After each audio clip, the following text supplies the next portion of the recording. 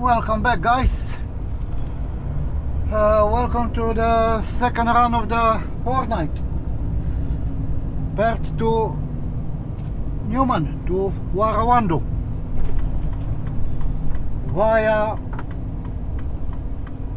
my favorite place, Woburn. Yeah. Don't know what to expect there, but we'll find out. Unfortunately, I stopped the filming at Moshey before because my memory card was full and I didn't have time to change it. I was hoping to get in and out quick. Well, that kind of happened, but because most of the equipment is out on the road, we are a bit short of dollies in a yard, so I was using the same one which I came with, but it had a bit of mechanical issues, so I had to go through the workshop and had it fixed before going on a road, before getting into a bigger mechanical issue and having problem on a road. So yeah, everything is okay. Got all clear from workshop now to use it, so hooked up the trailers, picked up my paperwork, and we are on our way.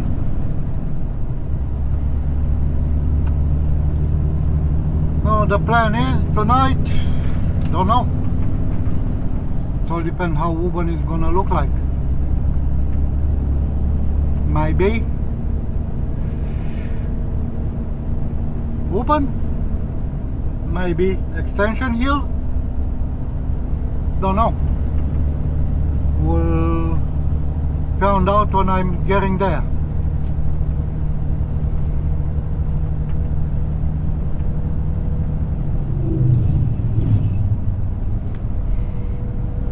So yeah, we'll see. Well,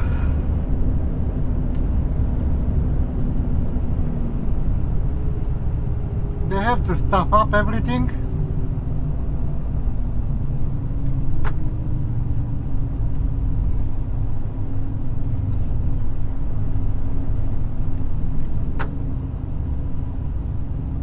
What's wrong with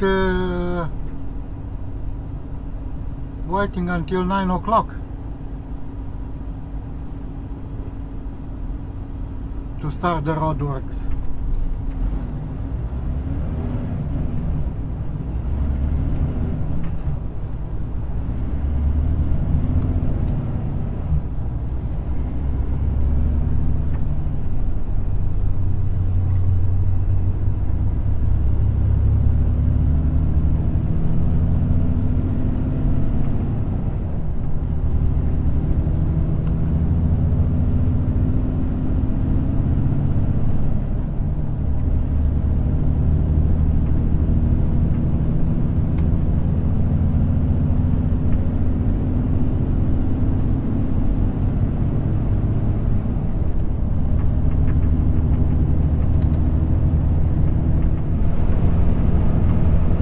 So because I didn't have to stop at Moshey for fuel, I'm almost in Bindon, and it's been 55 minutes since I left depot.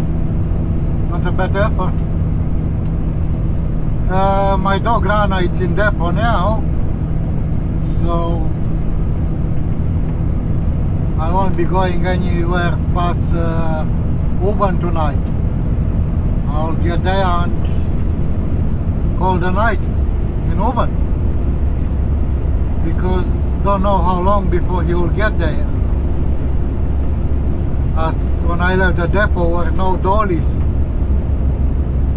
so unless someone got back from the run in between now and then,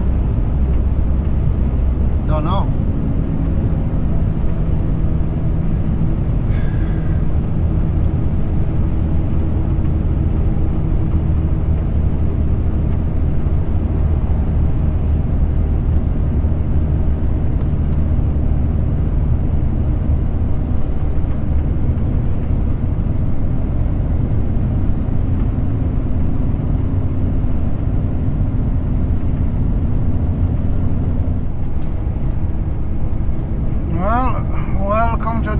Birmingham,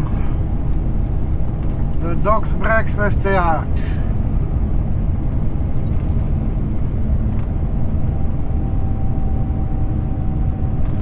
Let's see what's going on in there.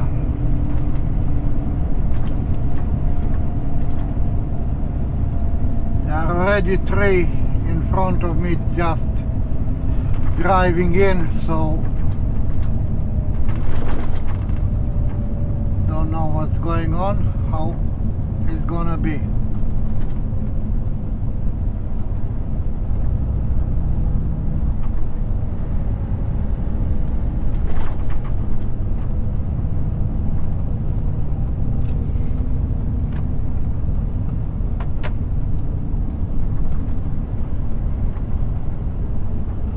Well, doesn't look good.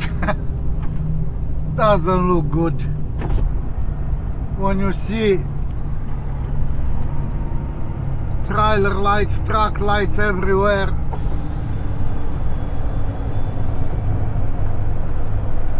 obviously doesn't look good.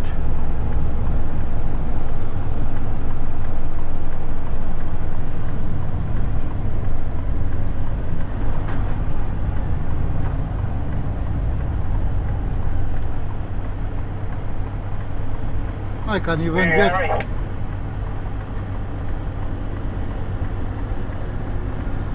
I can't even get in there.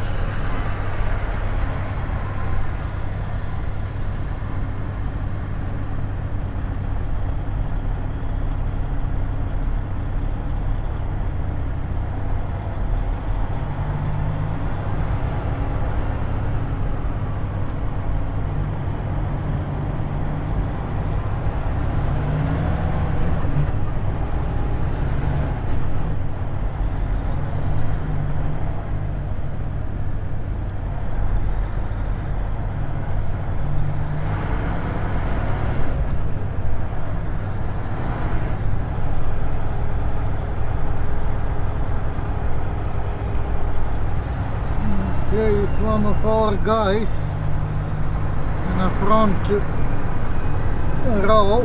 Let me see if it's going. Hey, you, Johnny. It's me, man. Just where I was a second ago, there's a fridge here next to that guy that's driving that little Mac. There's a fridge there if you chose some dolly. Yeah, so that dolly is underneath. I'm gonna make it roofing over here.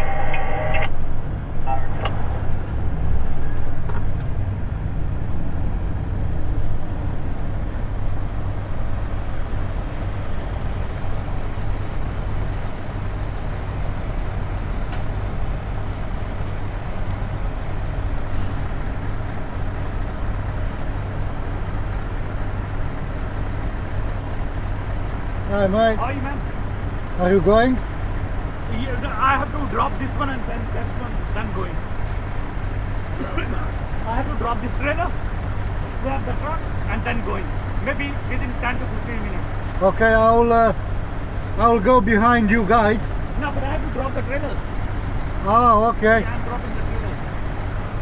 Who's taking them? Going back to Perth. Okay. Do you know who's taking the No, trailers? no. So he's taking first 2 trailers. The third one is here. Oh, okay.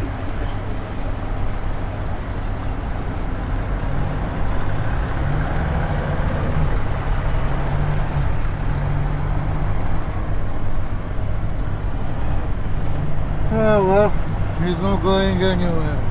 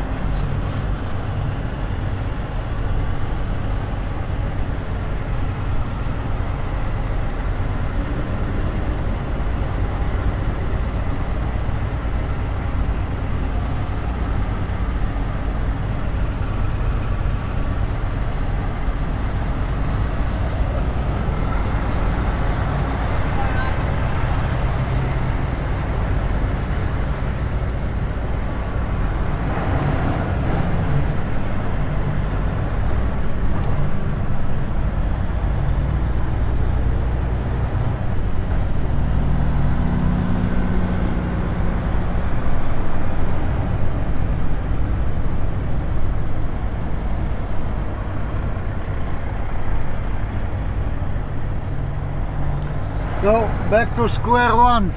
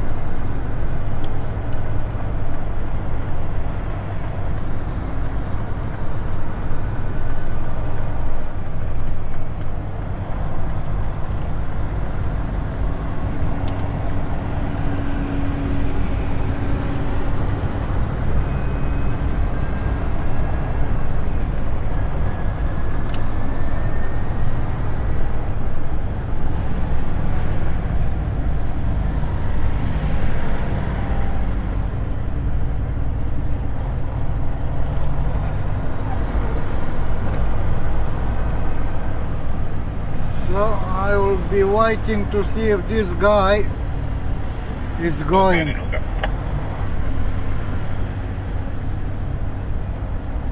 And if he's going, I'll take his spot. Thank you very much.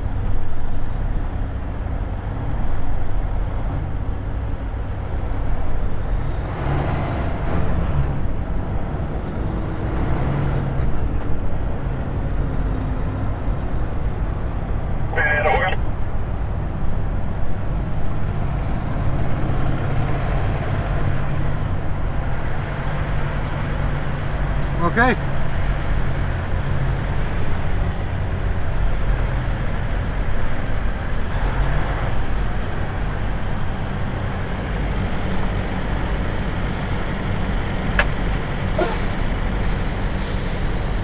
Finally.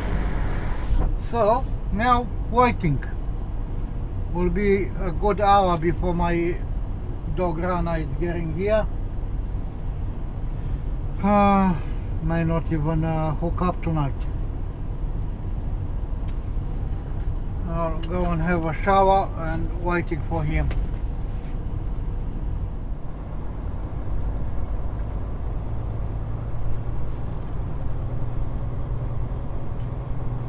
Good morning, guys, and welcome. Okay, so just wake up. Before doing anything, I'm trying to see where my third trailer is, because last night after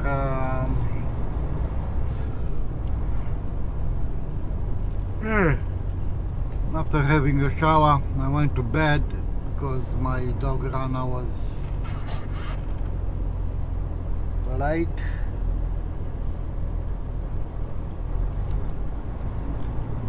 And yeah, now I'm just trying to figure out where my trailer is.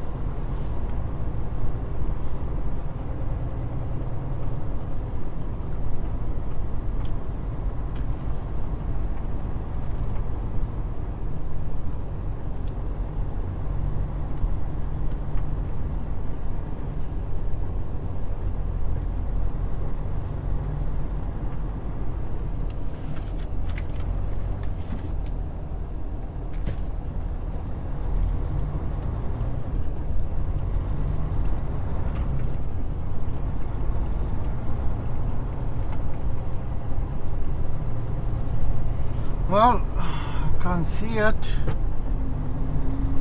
It's not on that row.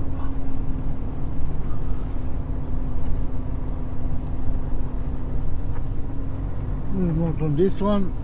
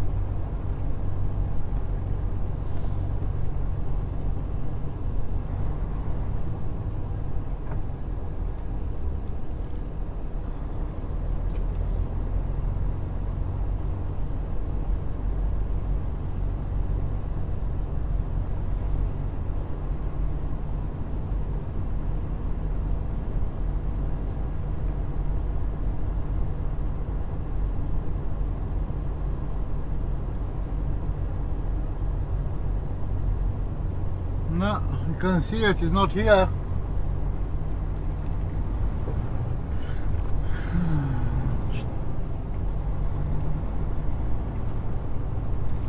It's not here yet.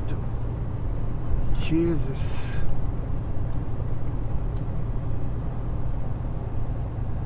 That's gonna stop up everything.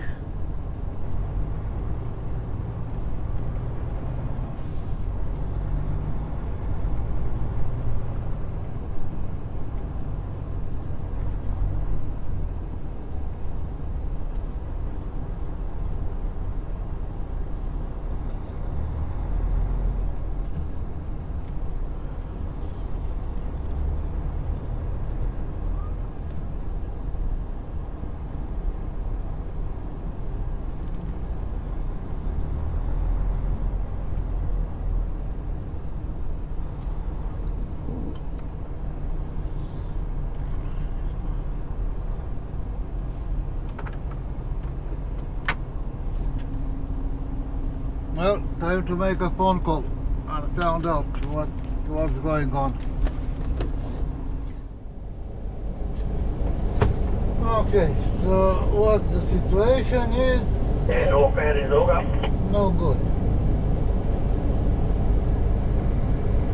After I make a couple of phone calls, figure out that my third trial is still in Perth. The driver that got there to pick her up yesterday evening, he's been waiting from about 8:30 until 1:30 in the morning, and no one returned back with a dolly. So he had to call the night as he's going today to Port Hedland. And yeah, now they're trying to get someone else to bring my tri-lights. Not only me, it's another guy which is parked next to me. Poor guy, he's waiting too.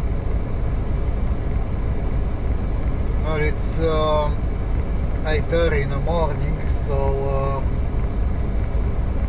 may have to wait here until midday.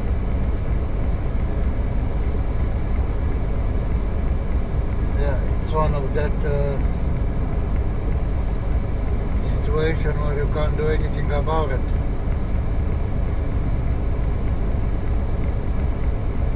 So the only thing to do is to go to bed.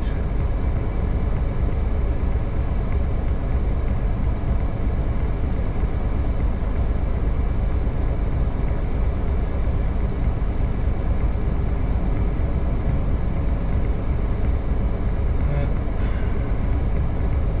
I was considering the option to go bobtail back to Perth and pick up my trailer myself, but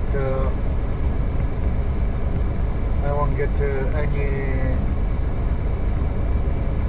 I won't achieve anything, because to go there and come back it's 7 hours, and then I have only 10 hours left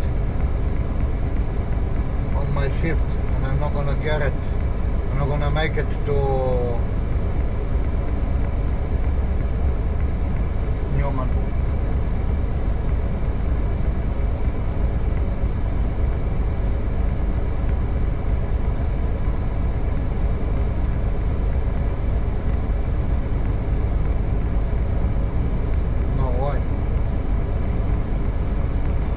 So the only thing I can do is to wait. Alright, so it's 3 o'clock, and my trailer is still in Perth. What happened is the subby came to the yard around 12, hook up everything, and when he was just about to leave, his truck broke down. So now the mechanic is there trying to fix it. Apparently he's got some cooling problem, and let's hope that it's not gonna take that long.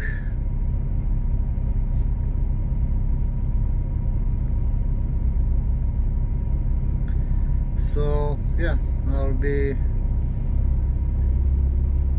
waiting. Anyway, the plan is not to leave before 7 o'clock anyway. Because the only way I can fix up all this mess now is to leave after 7 tonight,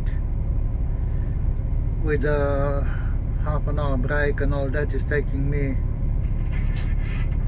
10.5 hours.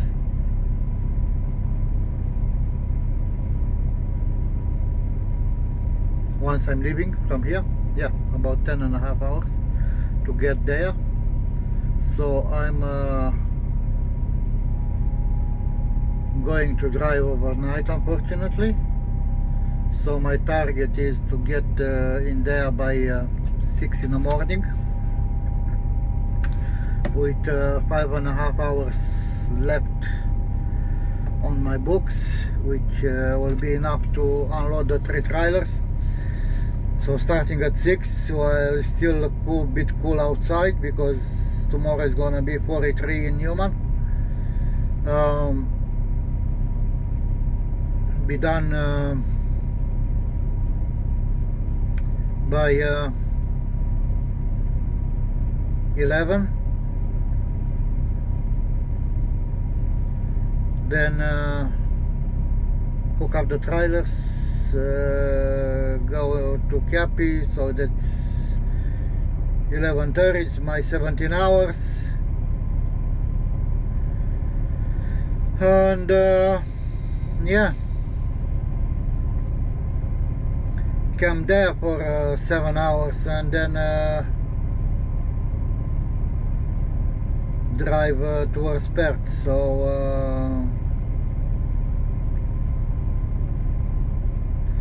leave 5 o'clock in the afternoon, 5-6 o'clock in the afternoon from Cappy, go until midnight,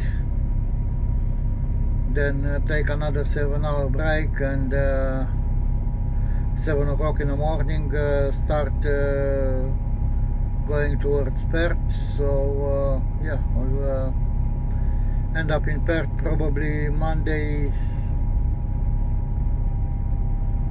afternoon around 5 p.m. Yeah, so this is the plan. In the meantime, I'm going back to bed. Just get as much rest as I can, sleep as much as I can, so I'll be good for driving overnight. See you guys later. Alright, so it's getting to 8 o'clock soon. The driver shouldn't be far.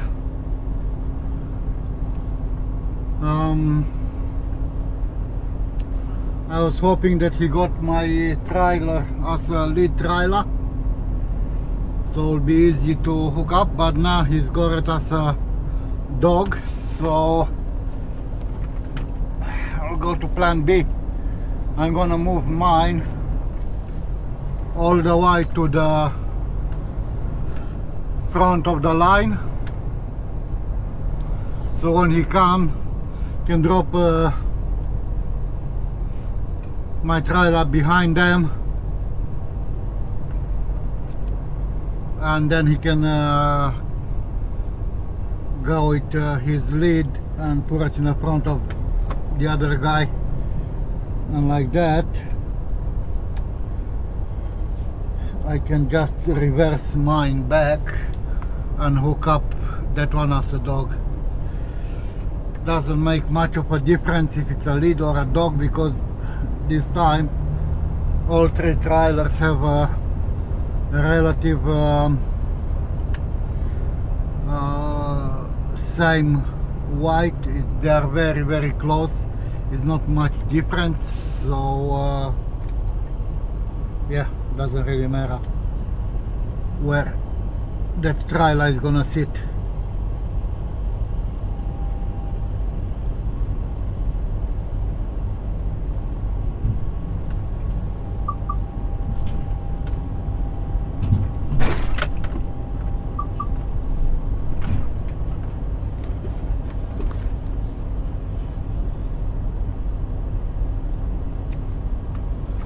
Okay.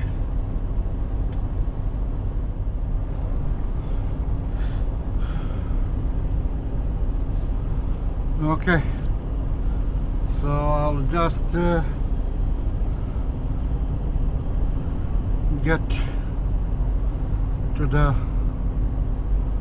front of the line.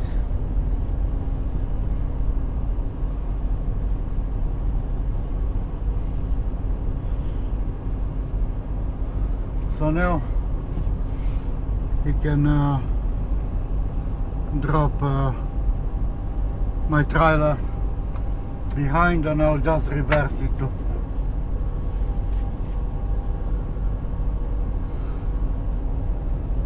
Alright, so I'm all ready, just waiting probably another half an hour or so.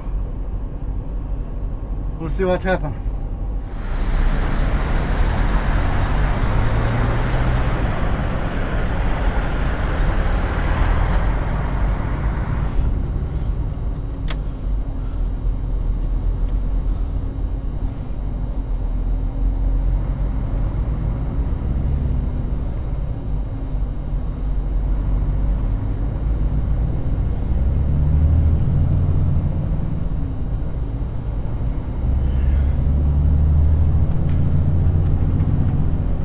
Okay,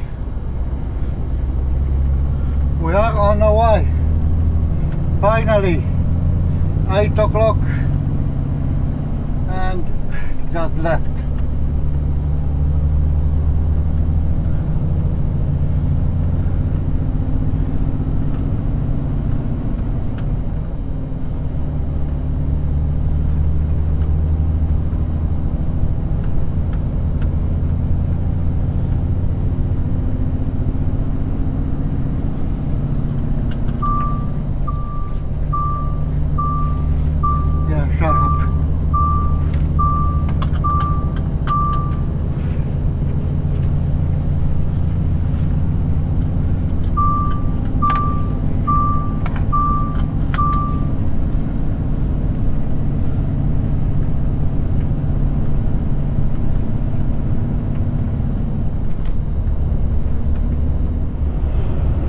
Alright, so after spending all day in Uber, now it's full steam ahead.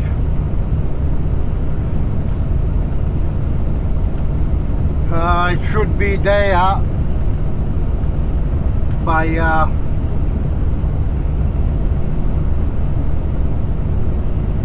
6:40, 7 o'clock. Inside of the camp by 7, yeah, because go straight to the helipad, unhook one trailer, one dolly there, and then shoot quick into the camp. So an hour later than usually, but at the cost of driving the whole night. Now for the next 3.5 to 4 hours until midnight, still expecting a bit of traffic, and after that it should be start to quiet down.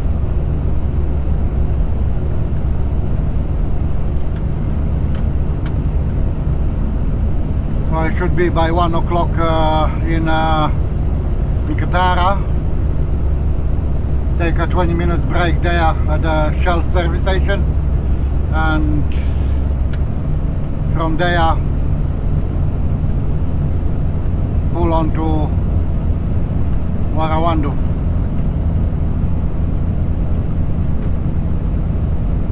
So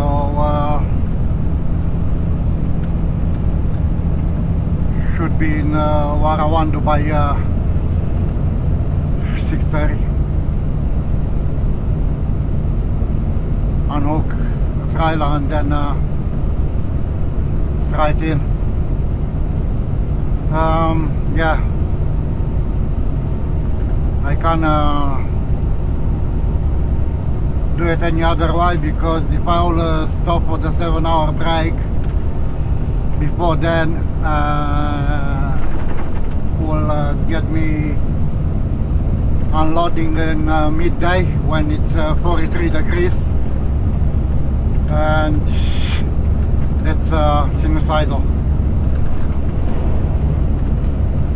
I need to take advantage of the cold weather in the morning and pushing that guys to move a bit faster, get them to do their pre-start and everything before I get there, so we don't have to waste any time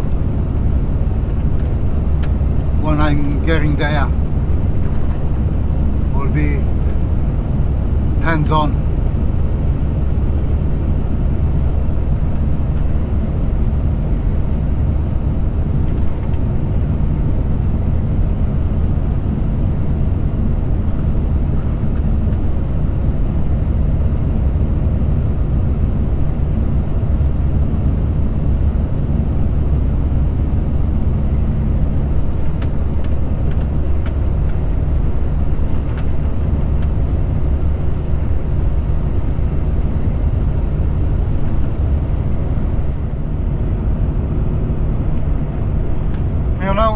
We are in Australia, not only in Australia, WA, Western Australia.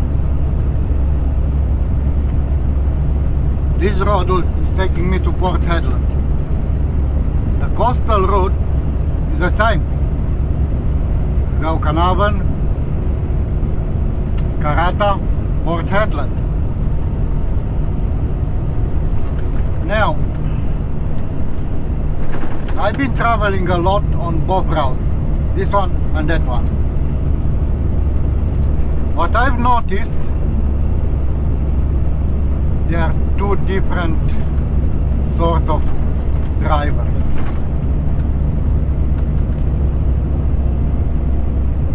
The ones which are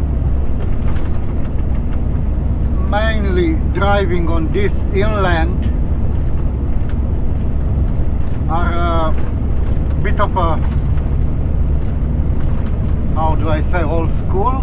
Yeah, but there are also young ones which are taking over the tradition from the old schoolers. When they leave a parking bay or a roadhouse, they call on a radio. When they go in, they call on a radio. You don't really see that on a coastal. If my truck is doing 97 and I can't get it any more out of it, and I see that someone is approaching, I don't wait for him to say, hey, how you looking ahead? I'll jump on the radio and I'll tell him, mate, it's all good, go around, or I'll get you around as soon as I can. You know, we are helping each other. We communicate straight away. No, it was an instance on the coastal. Looks, the road was dry, but just a little bit wavy. And I asked the guy, "Hey mate, how is it looking out there? Can I come around?" His answer was, "Have a look for yourself."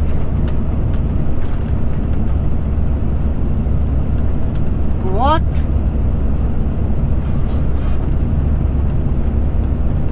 Yeah. Have a look for yourself.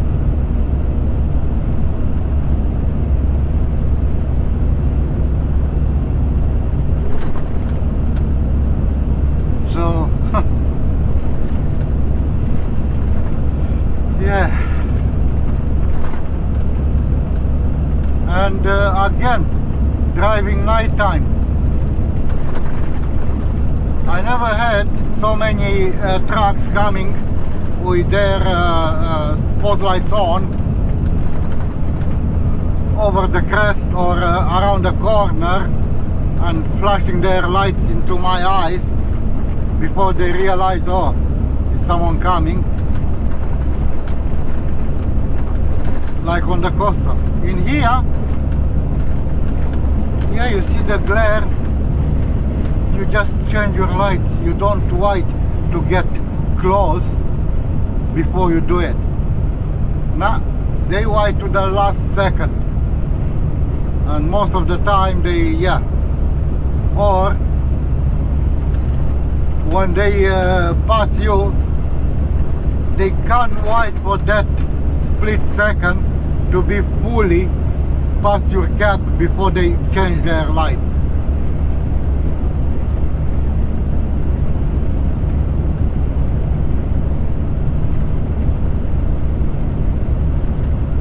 So this is something which really amazed me, how two different roads can be so different.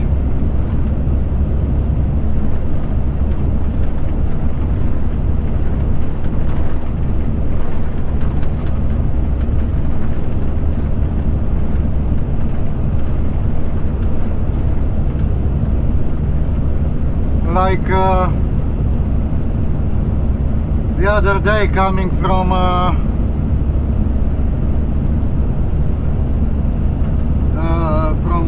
Nanatara, I saw that guy. He left Nanatara just before me, and he had his flashing light on, but I didn't have the chance because I was busy doing my paperwork and that, to see what load he got and how big of a load is, and if he's got an oversized sign.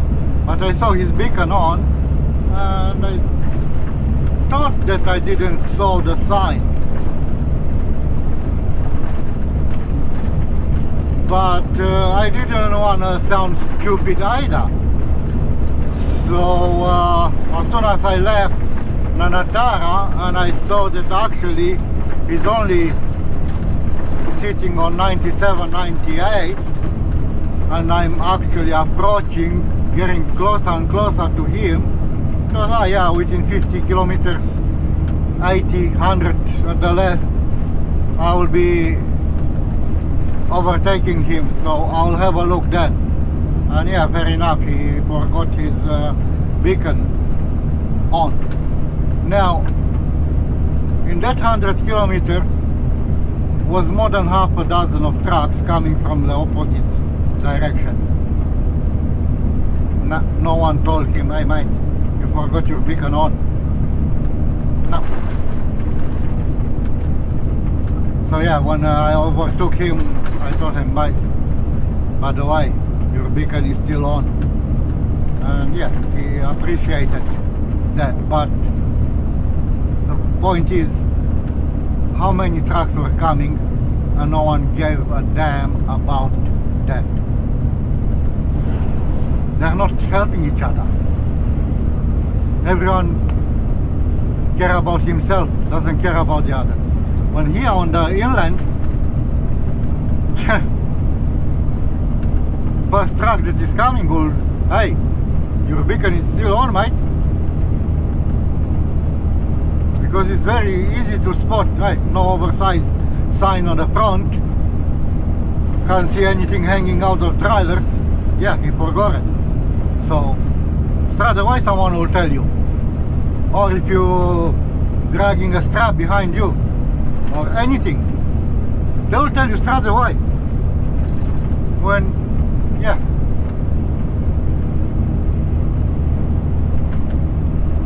It's only a handful of them on the coastal that actually do, and probably that ones are the ones which are also traveling on the inland and the coastal and inland. They're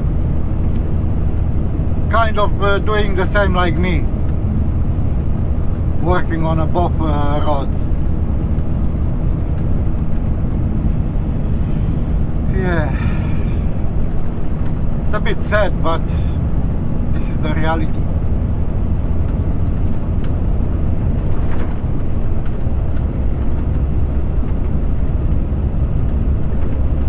And yeah, some people are saying anyway in 10, 15, 20 years we won't have jobs because we'll be self-driving trucks. No, they won't. No, they won't. Yes, they're doing on the building special roads on the mine sites, from the mine site to the port and stuff like that, where it's only them and it's not interfering with private vehicles and other traffic. But you can't have them here where you have cars, caravans and all that. You know, you can never replace a human with a machine. Doesn't matter how performant they think the machine is, still doesn't have the feeling of a human. How a machine is gonna take a decision? I mean, that machine is programmed to do whatever it takes not to crash the truck. And if it's a situation where you have to choose between killing 6 people, killing 2, or crashing the truck, what the machine will do? Probably kill the 2 people to save the 6. Us, human drivers, will crash the bloody thing and save all of them. We have different feeling, we have different conscience. So you can't have machines on a public road, because without a driver in, and what happens if the satellite connection is lost? What happened then? Will be a chaos, carnage. But that's why I can't see that happening in our lifetime.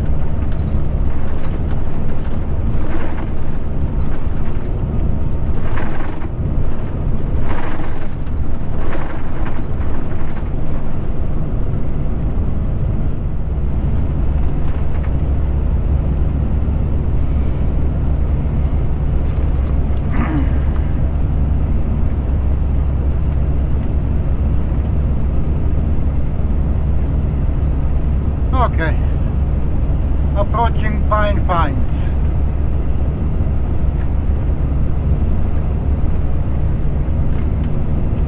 Northbound passing Pine Pines. Just in case someone wants to get out or in.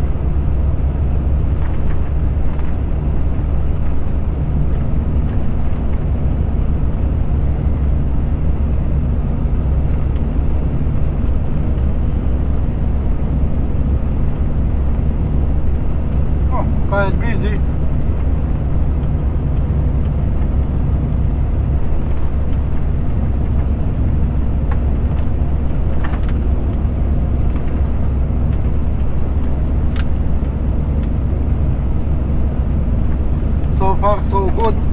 schedule.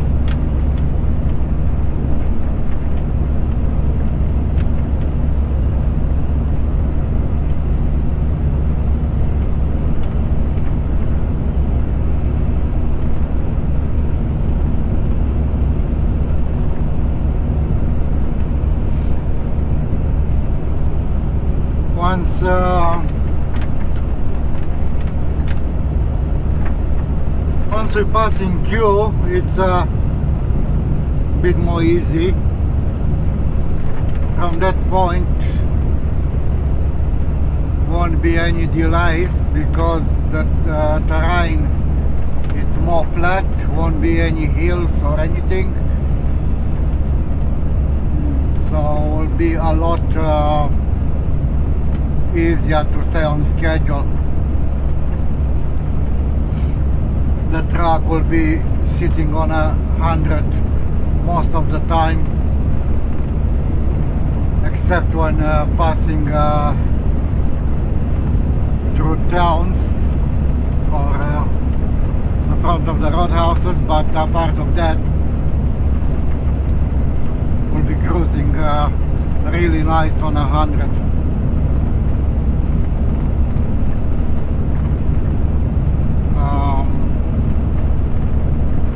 Till here was a bit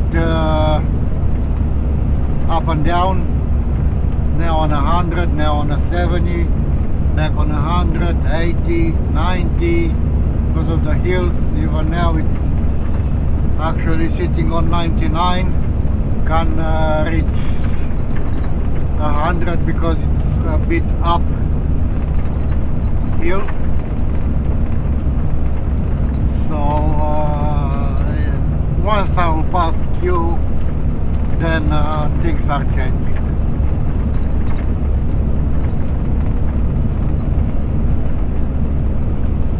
Another 230 kilometers of these speed variations.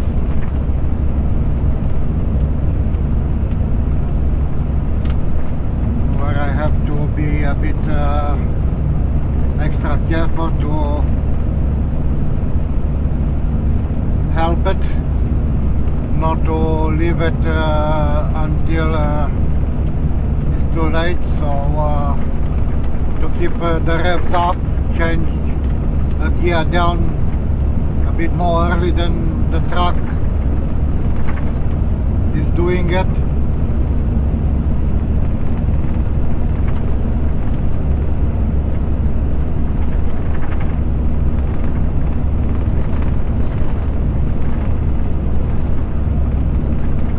Yes, all good.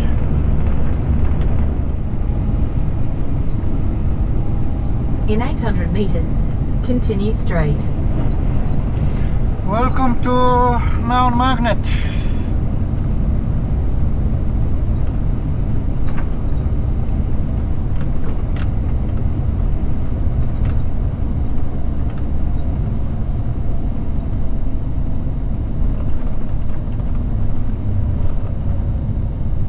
Continue straight.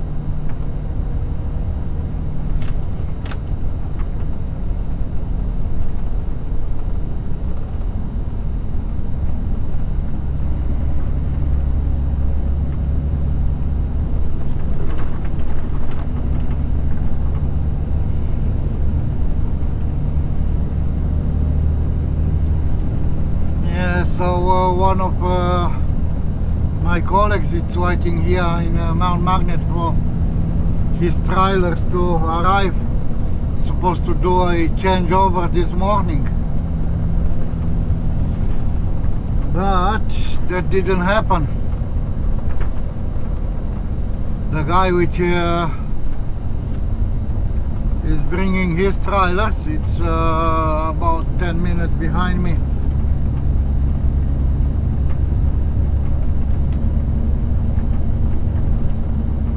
I saw his trailers, the one which is changing over there, and he's parked at the back.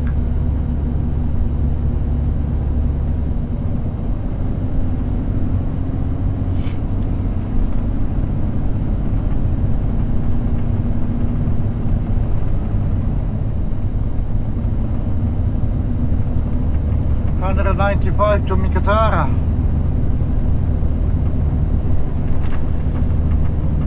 2 hours.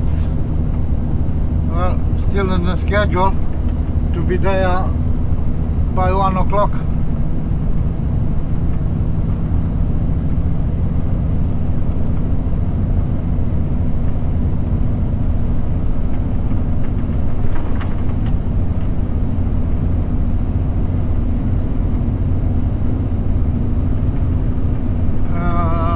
Now, well, I'm expecting the traffic to actually die down, not to have that many trucks and vehicles on the road.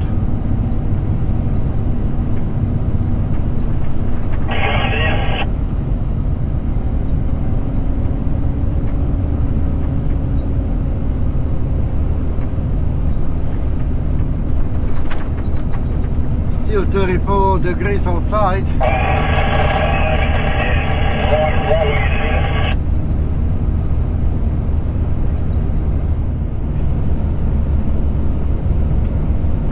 Don't be stupid.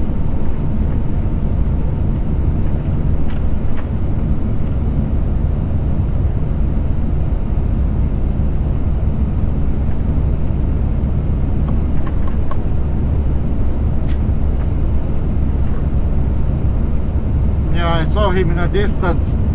He was just crossing the road from left to right and wasn't sure which way to go.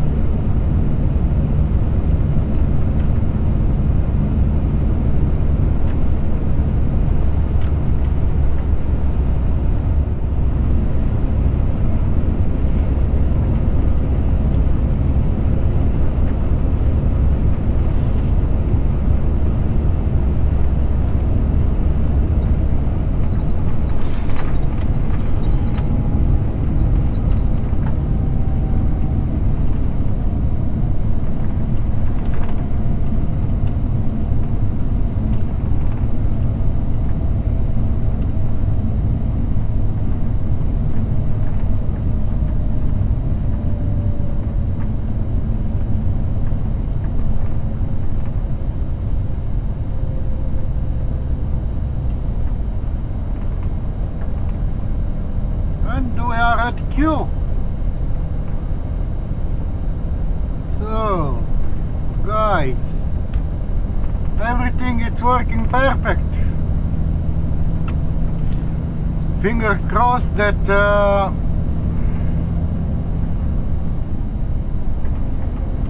nothing will happen from this point on. Like flat tires or stuff like that, which I'm hoping that is not the case, since it's night time and it's a lot cooler outside. It's only 33 degrees, so it's not 43, 45. Let's see. So it's 11:54, 115 to Mikatara. So yeah, I'll make it by 1 o'clock.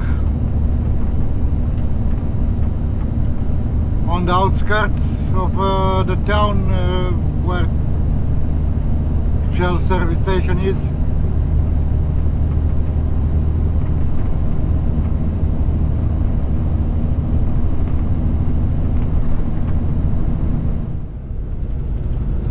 So yeah guys, in one of the previous episodes I was talking about phone coverage, how bad it is in some of the places, where this is a prime example of that, in between Kew and Nicotara, around Kew. As soon as you leave in Kew for the next 45 kilometers, no coverage, or just a little bit, not even enough to make a decent phone call.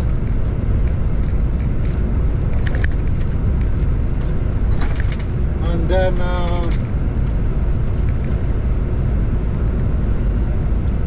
the same story between Nicotara and Kew Marina.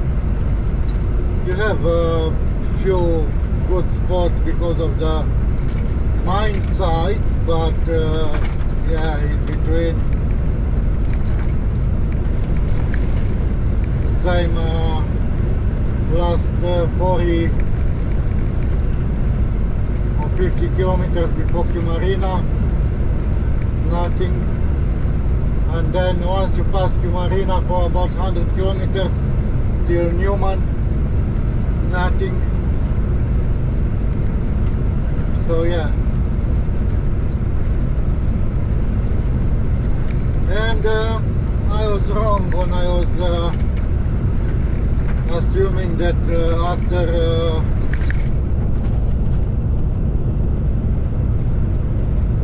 11:30 traffic will die off. It's still going, so still have trucks coming in the south direction.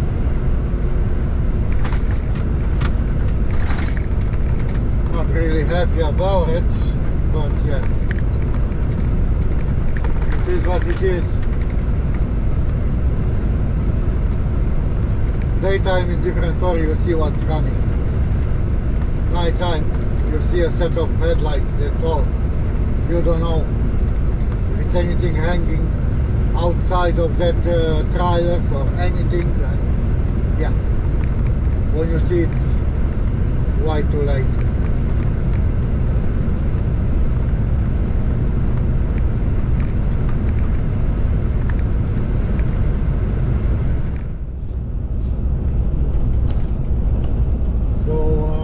I'll get in Mika, I'll chuck something in the microwave quickly to eat, and also change myself, because I don't want to waste any time in the morning to get changed. So I'll take my long pants, high-vis shirt with long sleeves, everything to be ready, have all the PPE on, ready when I get there, not to waste any more time.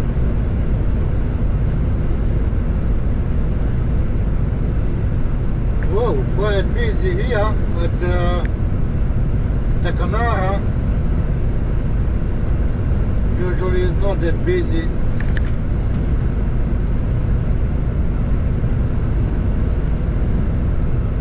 Yeah, there are a few trucks there.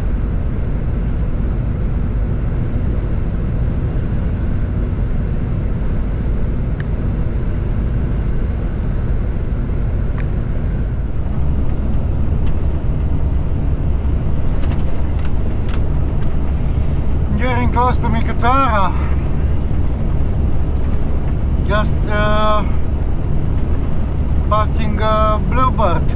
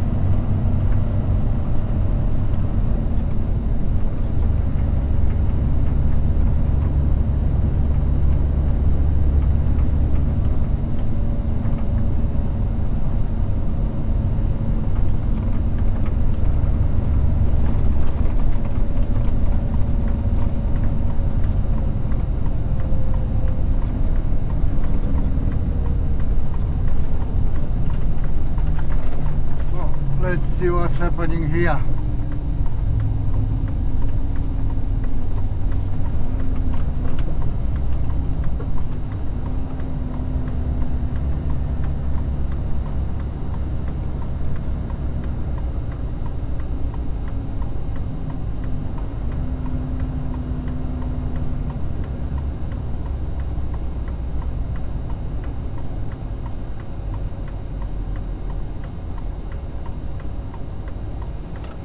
Alright, so I don't know how to call this because it's 1 AM, can't be breakfast.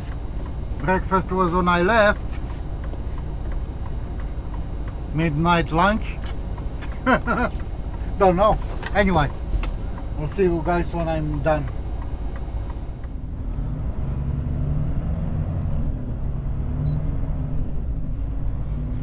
Alright.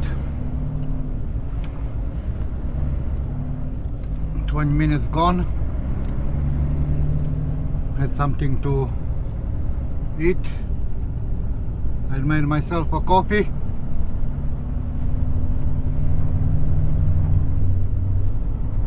And we are on the way.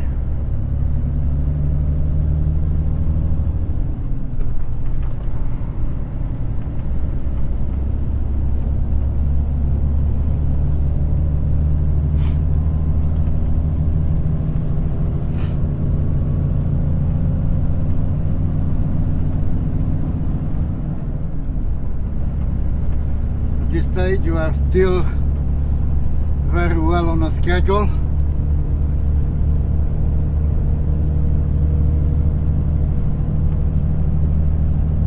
According with the GPS, 6 o'clock arrival on the helipad. This means 6:15 in the camp. A lot earlier than I was expecting. Everything goes well.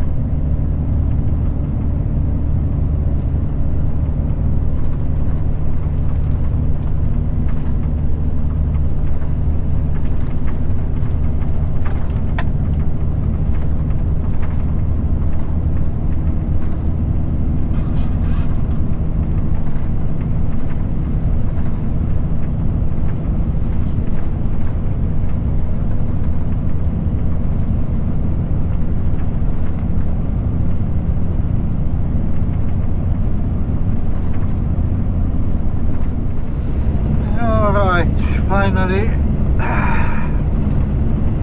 we can see a bit of light at the end of the tunnel, Passing the Grusa, which means it's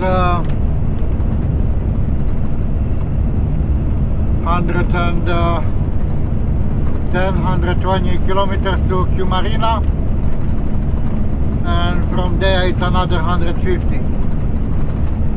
So it is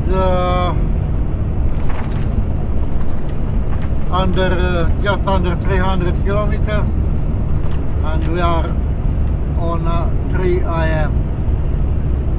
3 AM on a dot. So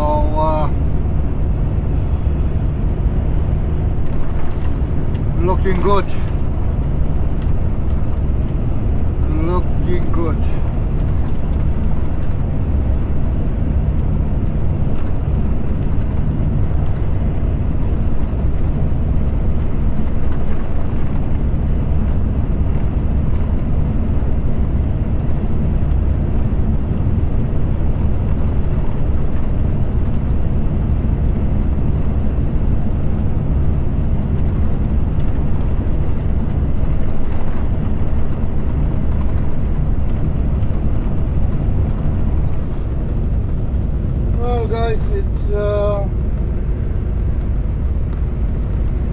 3:45,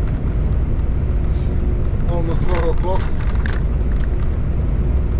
I'm about 35 kilometers out of Kymarina. It's been 7 hours and 45 minutes since I left Urban. I'm still okay, no worries, no problems. So yeah, we are very well on the schedule.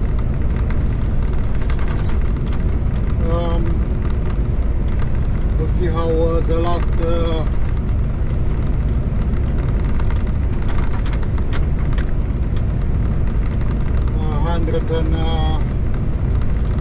190 kilometers will go.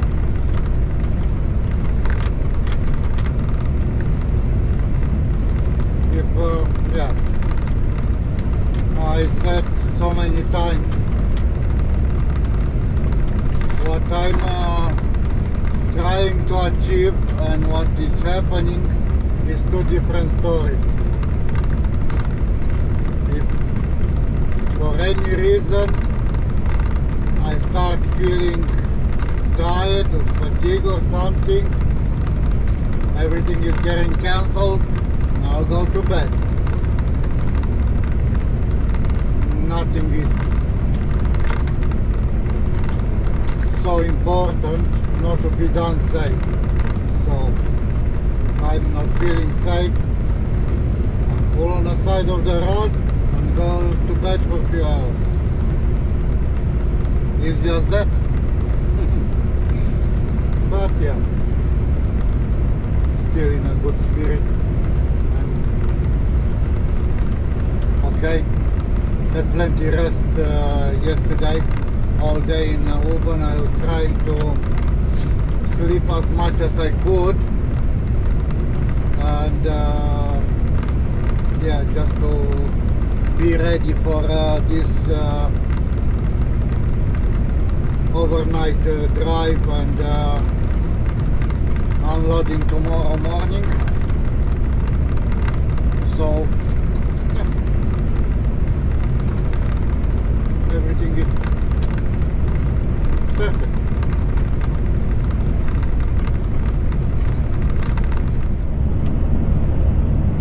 And Kymarina on the horizon.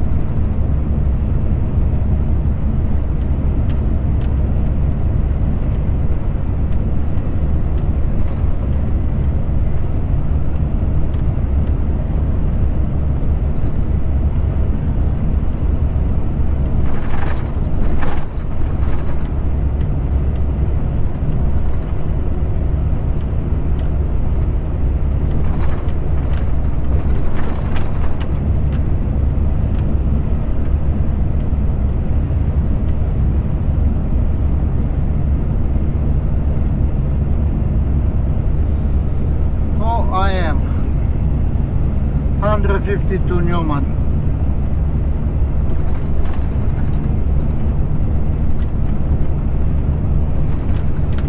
That's 5:30, half an hour to Warawandu. Yep, 6 o'clock on the helipad.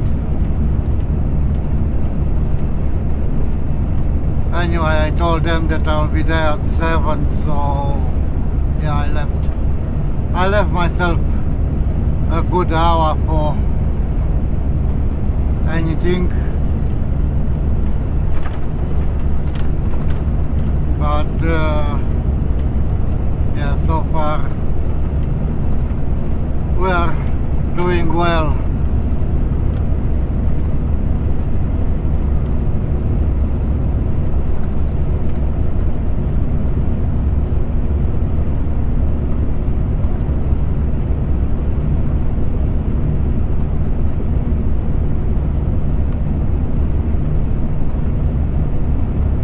So basically from Uban, Rotrain area to Warawandu is 990 kilometers, well 1,000 kilometers.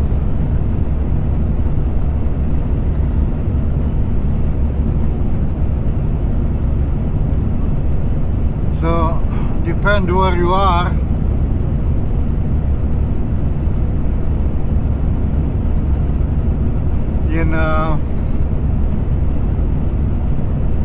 In Europe, may have a chance to pass through 3 countries.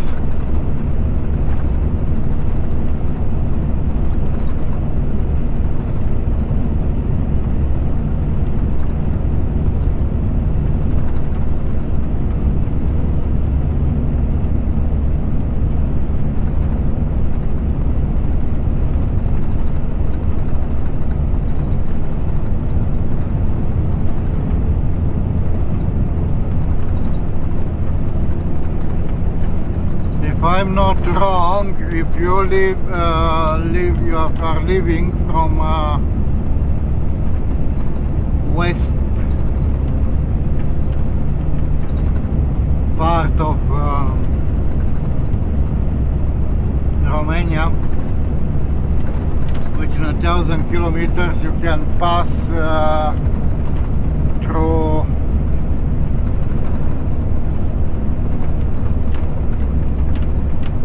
Hungary and through Slovakia, Czech Republic and Germany through White House. So that's about 1,000 kilometers journey.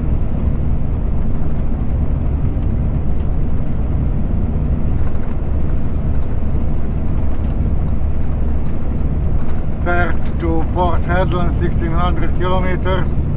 It's from Romania to Frankfurt in middle of Germany.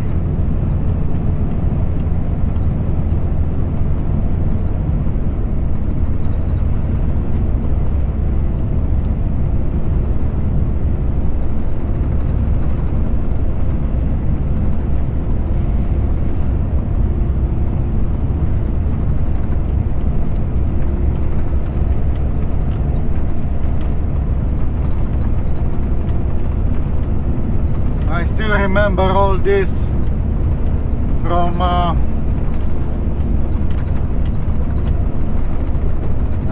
end of 2003, well more 2004 actually, when I went for an extended holiday in Europe and done some work in there to be able to have such a long holiday. I was trying to see how the life is there, maybe to relocate back to Europe, but then nah, didn't work.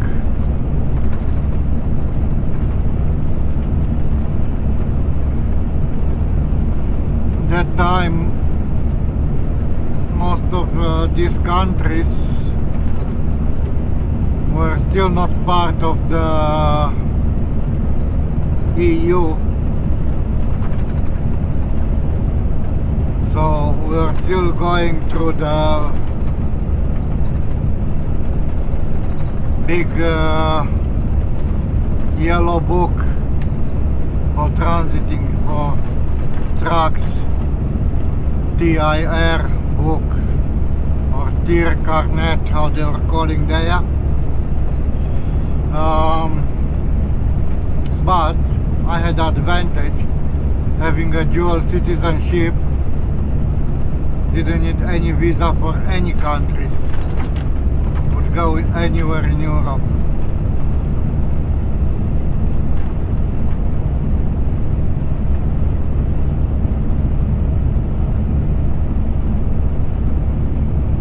You had to respect their laws In some of the countries, corruption was so big.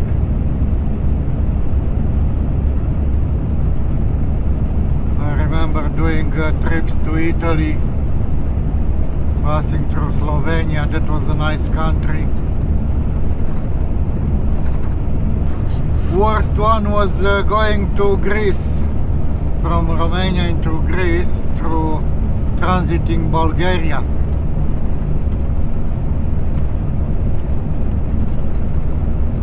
That time was bad. So I had a order from the company. They said don't worry about driving hours or anything. Once you cross the border into Bulgaria, if you cross at the night time, stay at the border. First thing in the morning, start driving and make sure you are on the Greek border by night time. You don't stop. You don't worry about your driving hours or anything. They gave me an extra money, cash money, euro, to bribe the cops if they are pulling me over. It was too dangerous to drive night time and stopping. It was too much of a risk to lose everything, including the truck and trailer.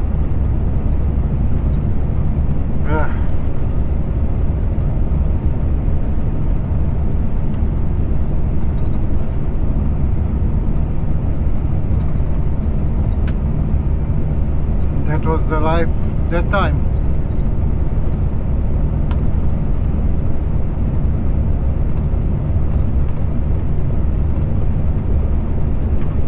Another worst country to transit was Ukraine. One of my colleagues used to say, once you pass the border and you are in Ukraine, if you see a dog on the side of the road, just stop and give him a biscuit to bribe him.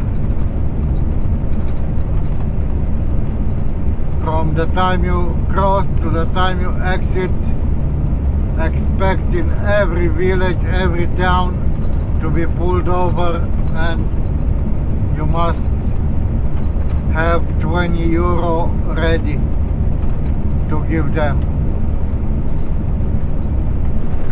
the local police.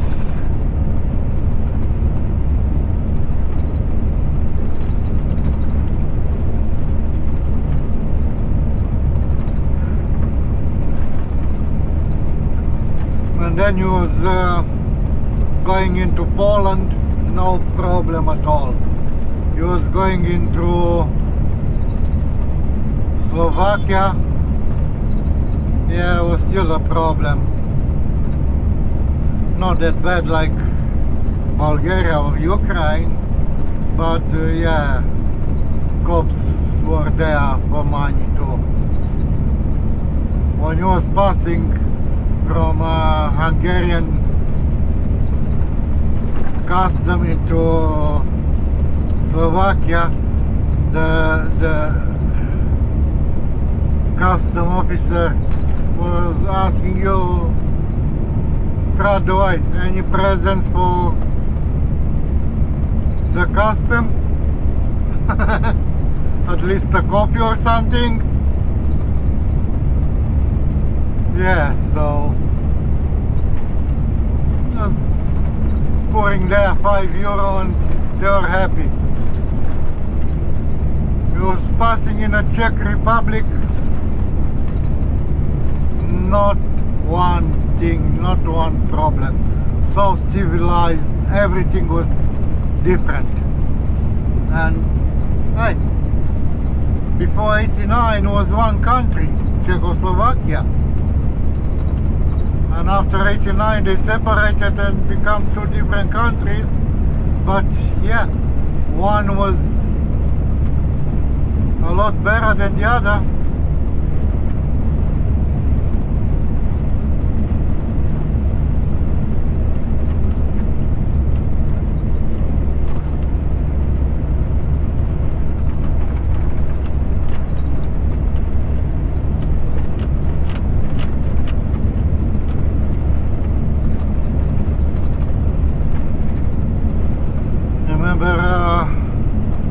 Been stuck in Germany after I unloaded until I receive a new order to get the load back. I was stuck there for about 3 weeks in one of the truck parkings there. It was a service station. So every night was guy came that was coming, and we have to pay for parking €5. Yeah, but was a catch. He was paying €5 for parking, but he was giving you a €5 voucher that you can use in a service station or in the restaurant there. With €5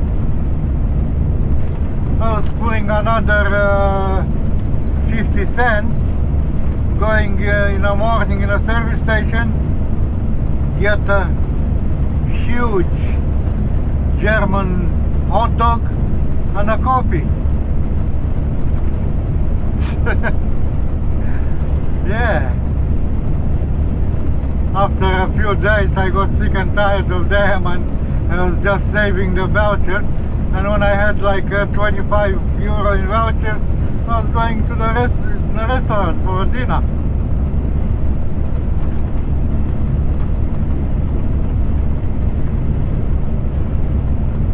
See, there's a difference between Europe and Australia. In here, as a truck driver, all the roadhouses you go, you have instant coffee and milk. For coffee, it's free for truck drivers. You have a shower, it's free, doesn't cost you anything. In there, it's not. In Europe, you have to pay.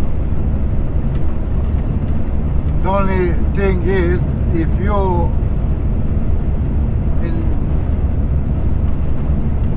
quite few different European countries, if you fill up more than that time was more than 200 liters of fuel, you was getting a free coffee.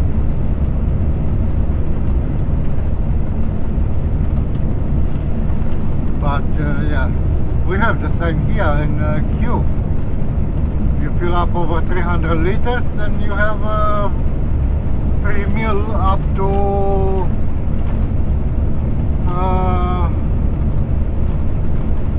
$20 or $18. Used to be more, like 35, but then they reduced to I think $18 now. But yeah, you can still get a decent burger or fish and chips. I like to get a seafood basket, so I'm pouring from my own about I think $7. Anyway,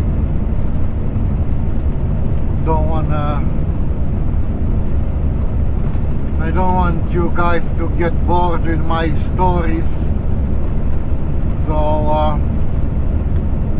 let's do some driving too. Just about to get the Butcherbird. It's 40 kilometers north of Fiumarina.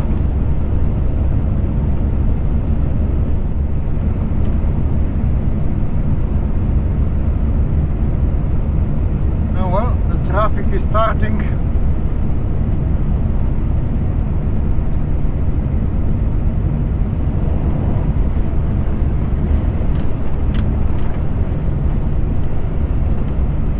Just before I had a guy which was a bit naughty.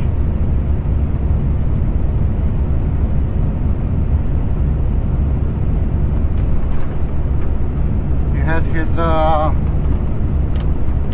lights, his beacons were off, but I saw the flags on the side of his trailers for the oversize.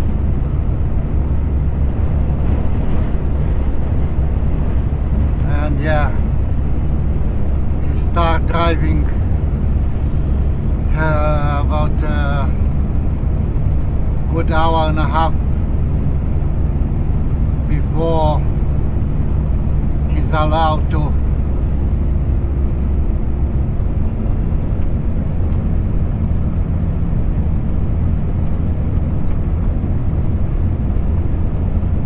Was not a big one, but still.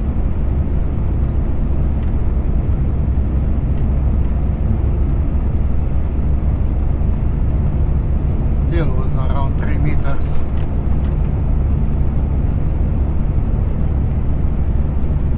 He had one of that big excavator buckets on his float.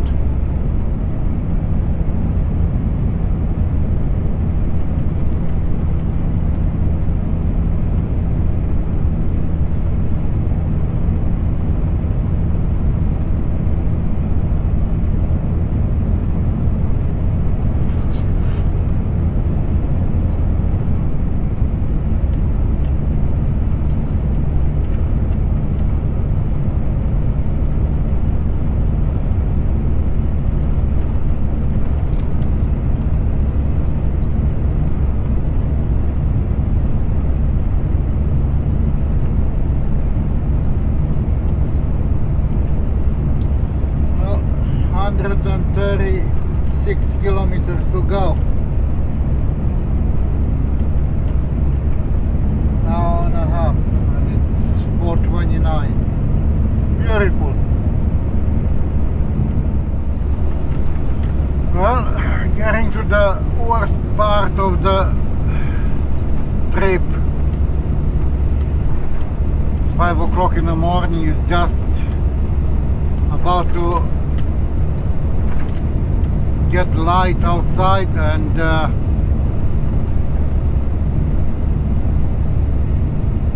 it's not light enough, but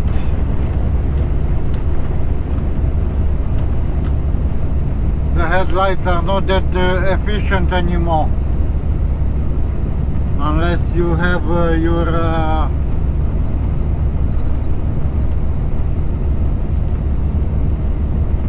high beams on. If you don't, on a low beam, can't see much.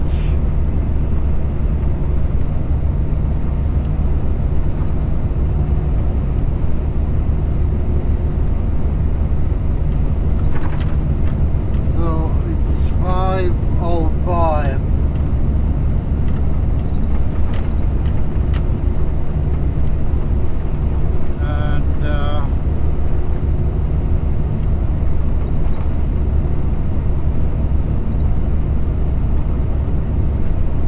About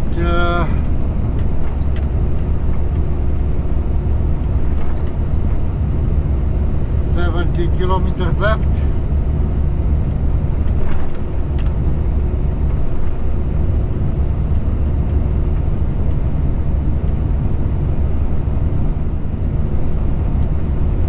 Yeah, 75 kilometers left.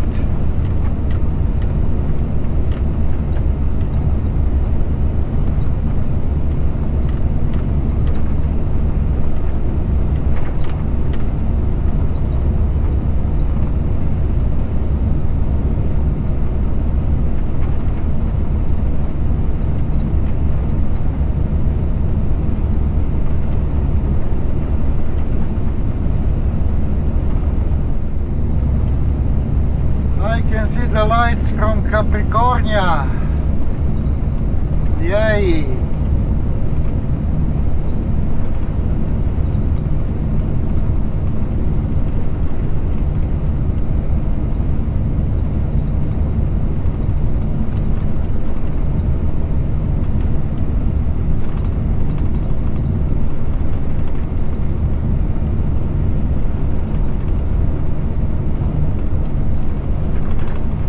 Almost there.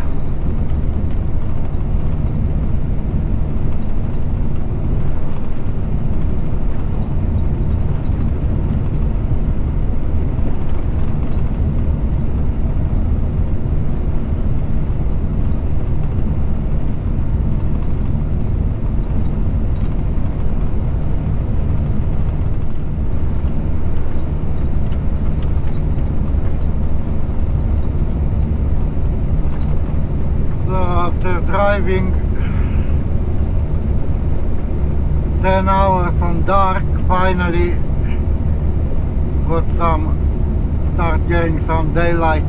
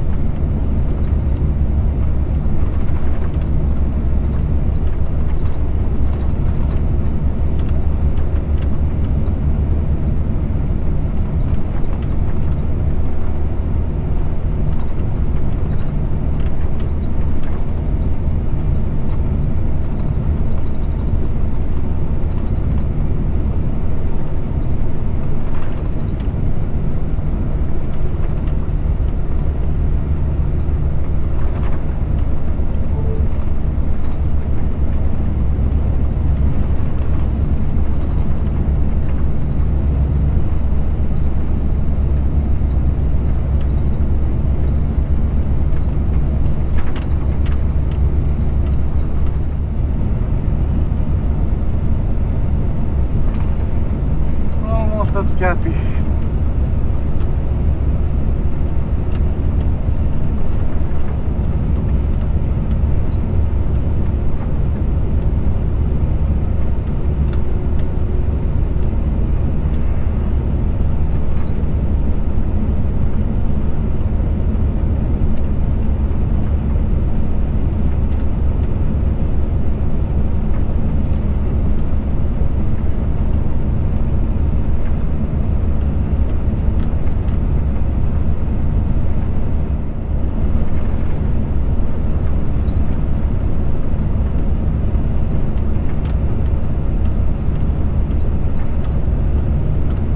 And I can see Cappy.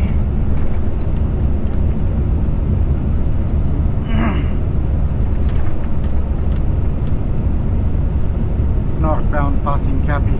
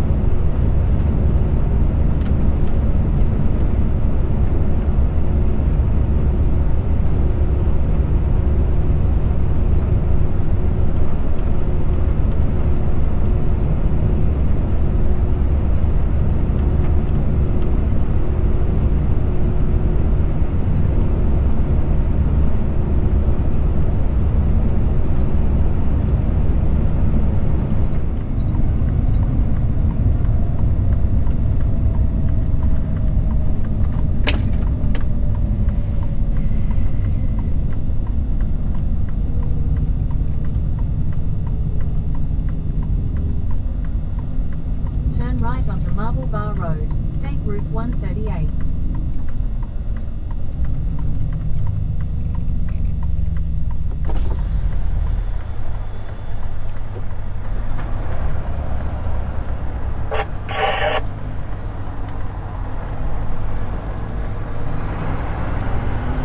There are, man.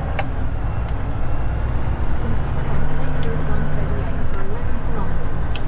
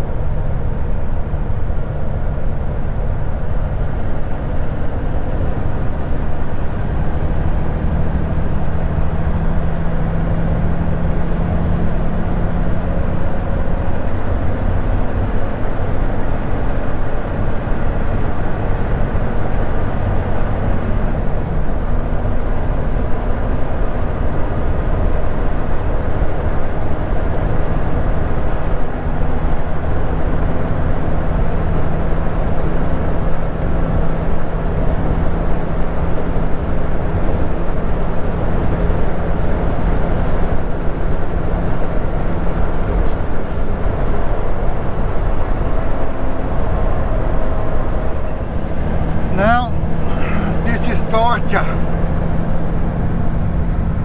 After all night on dark, for almost 11 hours, and all of a sudden, this in my eyes.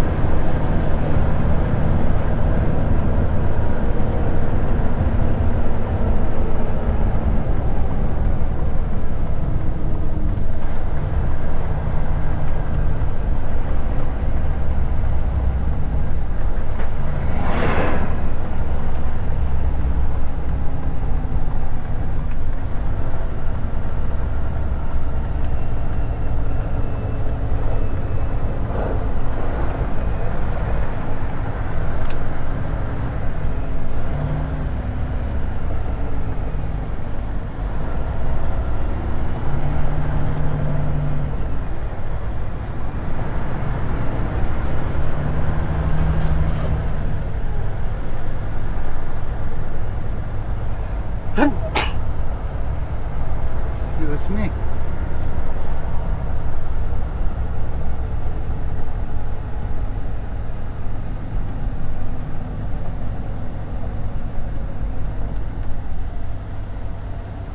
Okay, time to unhook quickly and go in.